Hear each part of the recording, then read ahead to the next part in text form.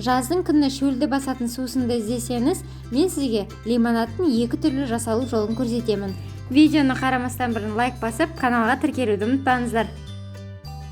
Бірінші сусынымызға 25 грамм жалбыз, 2 лимон және де 150 грамм қант қажет. Алдымен барлығын ұсақтап турап алып, блендерден өткізіп аламыз. Блендер болмаса, мясорубкадан өткізіп сақтап алсаңыздар болады.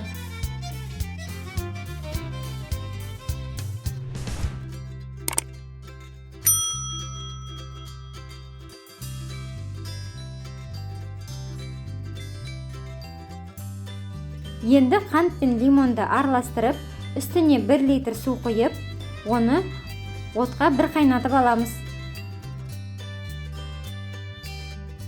Сусынымыз отта қайнағанша екінші тәсілін дайындауға кірісеміз. Ол үшін лимон мен апельсин цедрасын үккіштен өткізіп аламыз.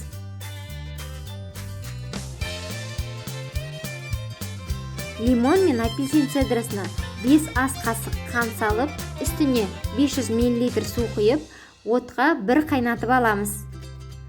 Енді лимон мен апельсиннің суын шығарып аламыз. Егер сізде соковыжималка болса, қолдансаңыздар болады. Қайнаған сусындарымызды суытып алып, үстіне 1 литрден тағы да қайнаған су қосамыз.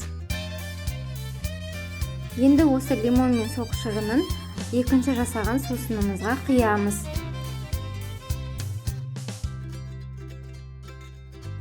Дайын болған сусындарды сүзгіден өткізіп, шыныға құямыз. Мен 4 қабатталған марлыны қолдандым. Ешқандай қиындықсыз осындай дәмді лимонад сусынын үйіңізде жасап көріңіздер.